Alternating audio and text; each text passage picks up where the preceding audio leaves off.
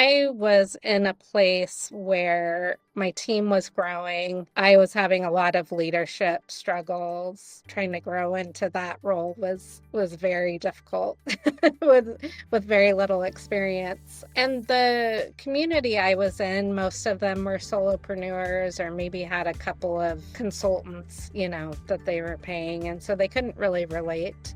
Kara Roberts calls herself an accidental entrepreneur. But what started as a 2.5-hour creative project during kindergarten drop-off has become Pepper's personal assistants, a household management company now serving Seattle's C-suite with a team of 25. But growing from solopreneur to leader wasn't easy. The people around Kara couldn't relate to her challenges until she found Seattle's EO Accelerator program. And that community became the springboard for much of what followed, implementing EOS, scaling to multiple seven figures, and ultimately building a business that virtually runs itself, while Kara embraces a new dream by traveling the world. I'm Aaron Burnett, and this is Kara's story on Moments That Matter from EO Seattle.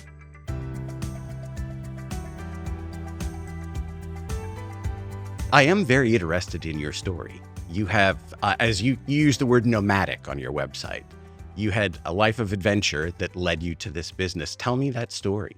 Yeah, so actually the nomad journey is new. I've been traveling full time for about a year now. My story begins as a stay-at-home mom and ready to get back in the workforce when both my kids were in school, and my son ended up getting half-day kindergarten, which I thought was the end of the world at the time, but launched where I am today, because I had to get creative and think about, what I could do in that 2.5-hour chunk of time while he was at kindergarten. I just started, doing it myself, helping people, everything, that came at me, returning shoes to Nordstrom, doing expense reports and, things like that. And about 2 years in is when I decided to start hiring employees. And now we have a team of, I think, around 25 PAs and a great leadership team and management team. So it's grown a lot over the last 13 years.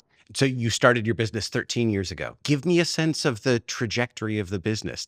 Was it a success right out of the gate and you had the perfect linear growth? Right. Yeah, that nice hockey stick. No, it was a side hustle the first 5 years. I was focused more on my boys and raising them. And about the 5-year mark was when I was like, it's time to grow this business and try to make it profitable and not just kind of some spending money on the side. So that was when I really started learning more. I call myself an accidental entrepreneur because I really didn't think it would ever get to where it is today, when I first started it. But luckily, there's a lot of people in Seattle that need our help, and we were able to grow over the years. So tell me about that business. First of all, the name of the business, and then tell me about the services you provide and the sorts of people you serve. The business is Pepper's personal assistant. 13 years ago, the Iron Man movies were really popular, and Pepper Potts is Iron Man's PA. So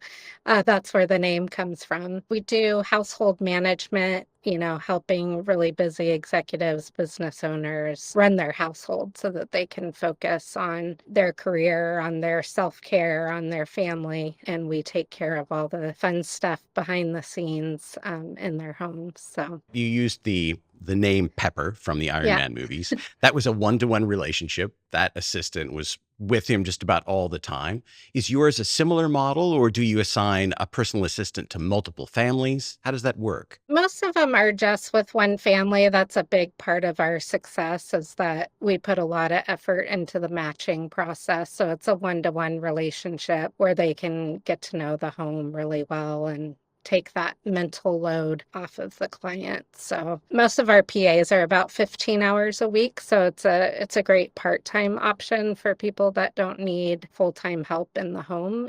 We can do a lot in 15 hours. So anywhere from 15 to 30 hours is our typical client. And what typically, if there is a typical, maybe this is a situation where there's no typical. If there is a typical, What typically happens in those 15 to 30 hours? Yeah, I would say our most popular tasks are laundry. People love that. We come in, get it started, get it finished, get it hanging up and folded. It's like they always say it's like a little fairy has come in magically put Right. everything back. Another one is vendor management, getting the gutters cleaned and the furnace serviced and getting all the quotes and we have a vendor list that we've been building for 13 years, so it makes it really easy for us to get trusted people in the home.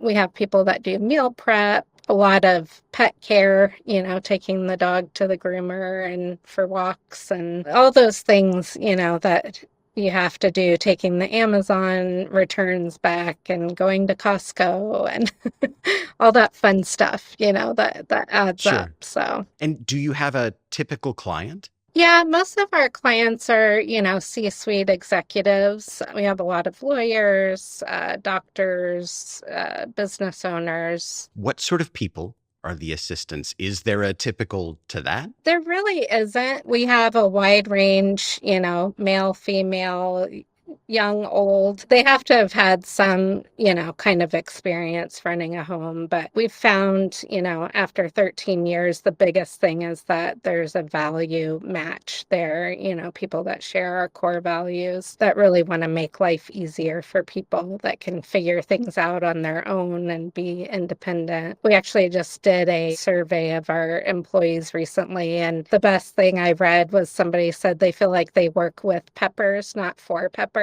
And that's exactly the kind of culture that we're trying to build, of just great people that want to do great things. You mentioned the word independence. I can only imagine how critical that is, that the assistant doesn't become another person who needs a lot of direction. Exactly. Yeah. Our goal is to take things off their plate, not add to it. And there's a lot of things they can lean on the team, for questions as well, which is really nice. Do these tend to be long-term relationships? Does an assistant work with a client over a number of years? I think our average is about 2 years, but we still have clients that have been with us, 5, 7 years. The idea is ongoing support, until life changes to where they don't need it anymore. So there are any number of virtual assistant companies that are hitting my inbox every day, and all sorts of marketing out there for virtual assistants and other sorts of assistants. What differentiates your company and your service and your assistance from other competitors in the market? Pretty much most of our competitors are virtual, where they're kind of just doing, maybe like birthday party scheduling and doing some shopping and stuff. We're very much in the home, like pretty much, 95% of the time is spent in the home actually doing the tasks that are needed. So that's one thing that people really love about us. Are there competitors around, or are you becoming unique because you actually have people who do physical things? There's a few people in the space in the Seattle area, but they're just solopreneurs. So we often refer people to them that, may not be a good fit for us and vice versa. So it's a nice little community. We've all gotten to know each other and all want to help, people however we can. Yeah. So yeah, it's an unusual business model. It's not an easy one, So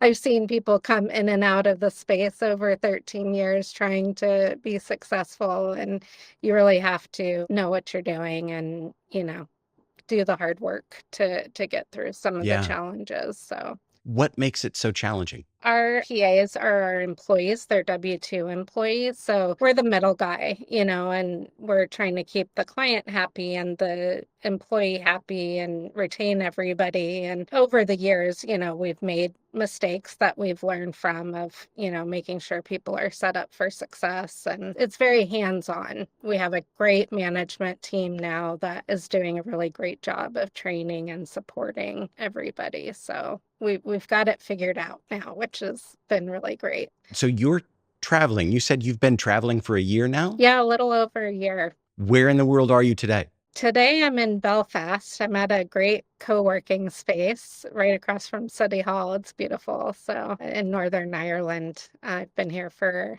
about almost 2 weeks now. And yeah, it's a really beautiful country. I've enjoyed it a lot. Have you traveled continuously for that year? Yeah, I don't have a home anymore, so I've been doing kind of a combination of Airbnbs and house sitting and hotels and staying with friends and family a little bit too. So I moved out over a year ago, so living out of a suitcase, it's been a lot of fun. That sounds like an adventure. Yeah, I did that for just about a year, but much younger in my life. right. And Yeah. it was great. It would be very different to do it I now. know it's way more fun now that I can afford it, not having to not Right, having to right. eat ramen every day.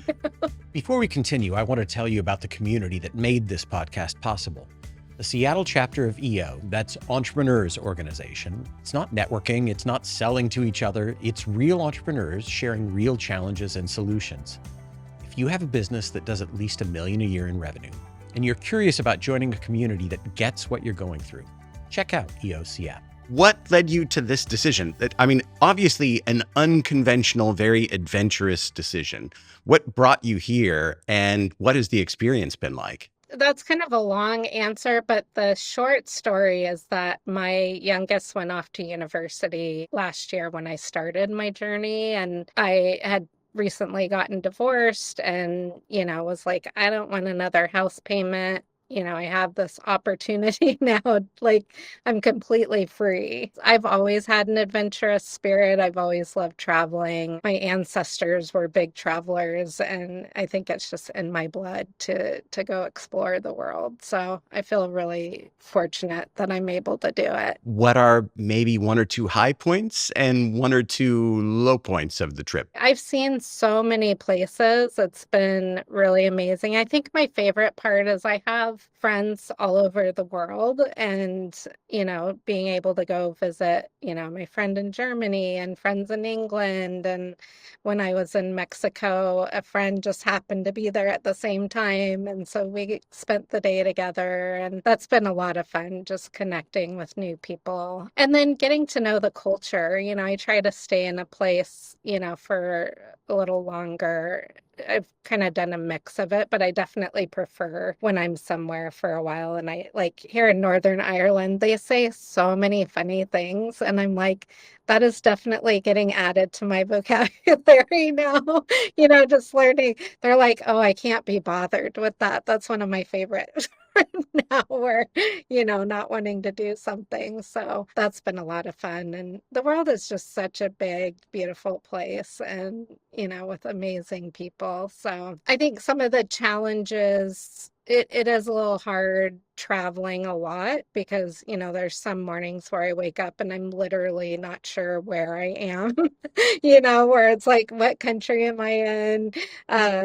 So my sleep, I think, has been disrupted a little bit, moving around so much, which I really value my sleep, but I'm making it work. I would assume that a part of this is traveling to places that you've not visited before. Right. What parts of the world have surprised you? Switzerland was definitely one of my favorites. I hadn't been there before, and it was like every train ride I went there was just incredible scenery. Grocery prices are much different everywhere around the world. Yeah, Like, that's been pretty fantastic. Portugal in particular, Mexico. It's expensive for them, and that's the hard part, right? Is you learn to kind of keep your opinions to yourself because it's all relative, with housing and groceries. So in particular, as an American traveling, it's often very good to keep your opinions yes, to yourself. it's so true. Tell me about your experience with EO. When did you join EO? Yeah, I was thinking back on this and I feel like I heard about EOA, the accelerator program, through maybe somebody that I met at BNI a long time ago. I was in a place where my team was growing. I was having a lot of leadership struggles. Trying to grow into that role was very difficult with very little experience. And the community I was in, most of them were solopreneurs or maybe had a couple of consultants, that they were paying. And so they couldn't really relate to the problems that I was having. learning. And so, yeah, I joined EOA. I ended up being in EOA, I think, for 4 years because the pandemic happened. I was supposed to graduate. I was on that trajectory, and then the pandemic happened. And so I got to stay in all the learning days a little bit longer, which are so great. Like you learn so much. But after 4 years, I was like, okay, I'm ready for the big kids table. When I graduated to EO, that was a whole new experience as well, which was great. But I really feel like EOA was the foundation for me that I needed. One of the things I think it was around 2018, I learned that less than 2% of women make it to $1 million in revenue, women-owned businesses. And it really fueled me to ask, why am I not even considering that, right? I was just kind of growing my business slowly, and I had to think about why not me, and then had to question like what was my motivation, in doing that. And so it just really helped having peers and kind of understanding why that was important to me in growing my business. So I think the other really great thing is you learn that, I had, I think, three mentors that were Hmm. EO members. And that was so eye-opening because, some of them were in business 20 years, had $10 million businesses, and they had the exact same Right. problems I did. It kind of kills you, but also you're like, oh, you have this light bulb moment of like, that's what being an entrepreneur is you're solving problems every day, all day, sometimes the same problems, at different levels. And, so it just really helped me get clarity and understanding of what I was doing and, realizing that it really is a journey. It's not a destination. And it's just so great being an EO and having, people that are going through the same things you are. It was surprising and reassuring, and also just a little bit of a letdown to find out that there are no entrepreneurs and there's no business size where people feel, oh, I I got it. got I've it. got this all figured Yeah, out. yeah, Yeah. it's so true. Obviously, you did scale your business and you now have a very good leadership team. You're, in many ways, kind of living the entrepreneurial dream. You're off and doing whatever you want to do, and you're traveling the world while you have a successful and well functioning business at home. What have you learned through EO that enabled you to do that? Yeah, I definitely don't think I would be here today without EO. I think there's several things that got me here. One was I remember at the chapter retreat meeting somebody, and he was telling me about, I think he had two businesses. He wasn't working in the day to day. And I was like, that's possible. Like it never even entered my mind. It's like, oh, you have your business, you work in it every day until you decide to sell or retire. That was super inspiring. So I should thank him because it definitely planted a seed where I was like, I want to do that. How do I do that? So I think that, and then finding out about EOS, the Entrepreneur Operating System, I started implementing that almost 2 years ago now. And Hmm. that's what's allowed me to have an amazing leadership team and get out of the day to day. When I came to the UK in August, we were like, all right, let's experiment. Let's see if I can work 4 hours a week. I'm available to them Tuesday, Thursday, 5 to 7 p.m. my time, 9 to 11, and let's see how it goes. And they're doing amazing. Like my director of operations, she runs the business better than I ever did, and I'm so grateful for her. It really has been life-changing to have that. We also run on EOS at a leadership team level, and that's been a game changer for us. Yeah. Yeah, it's Yeah. wonderful. You joined EOA. So at that point, the qualification is you must have at least $250,000 a year in revenue, but less than $1 million. And now you're EO qualified and you have been for several years and you're off traveling the world. Tell me about your inner monologue when you joined EOA and how different it is today. Oh gosh, I'm a completely different person. I remember thinking, oh, this is a really big investment, which now it would be like the easiest check to write, but at the time it was like, can I afford to do this? Is it going to really help? And now, people that I know that are in that space, I'm like, join EOA because it really is so eye-opening. You have the accountability groups, and I learned so Hmm. much in those too. There was somebody in my group who I just was in awe of, like, the audacity that he had to, like, just go for it. And he was doing like these amazing, huge things.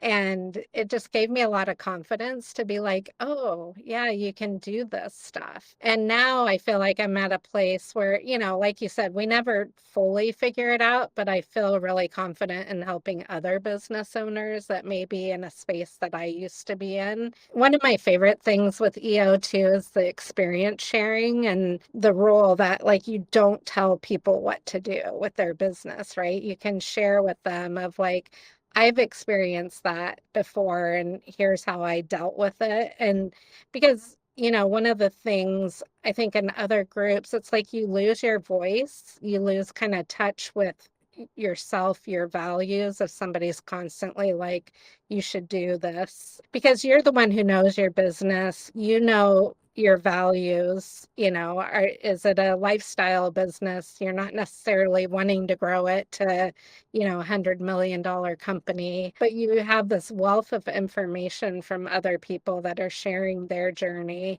and, the highs and lows as well. So I really, really value that a lot in EO. Is the experience of being a woman in EO different than being a man in EO? Yeah, it definitely is. And that's another thing I really love about EO, the women's group. I get kind of emotional thinking about them. Like, it's just such an incredible group of women. And also, there's a lot of allies in EO. When we have the women's events, the men that show up that value the perspective of women is always so appreciated. And I went to the Women of EO conference in Montreal last June, which was global, women from all over the world. And it just was incredible, the energy in that room. And everybody was just having a great time getting to know each other and sharing their experiences from around the world. And it was really great. I really loved that.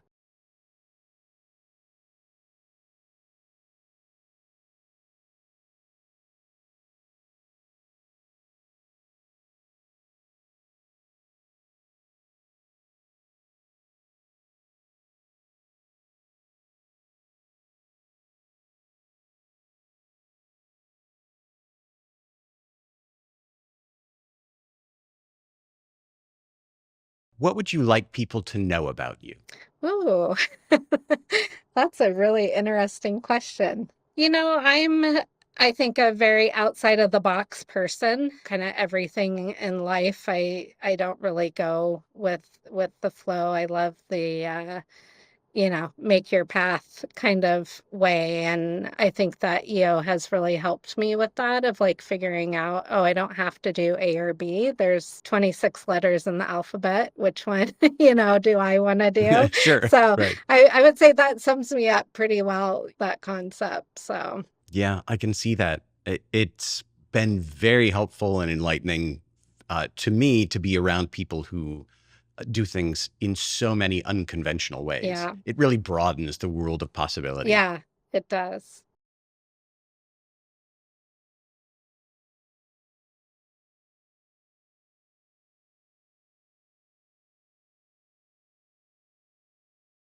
One of the other things where I was like, where else would you get this experience if you weren't an EO member? Last spring, there was a Design Your Exit workshop where, like, the night before, it was a panel of 4 EO members sharing their story of how they sold their business and kind of the mistakes they made, the things that went really well, super creative, ways of structuring the sale and the exit. And I just was like, where else would you get that? Like, it's not something you could watch on YouTube and like understand. And it's funny because I was at a place where I was like, oh, I'm kind of sort of thinking about the future, but not there yet. And I was like, I'm just going to go to this just to kind of start learning, about everything because I know nothing, about selling a business or that sort of thing. And it just opened up this whole new world where, suddenly I was like, oh, maybe I do want to do this. And what would that look like? And I hired,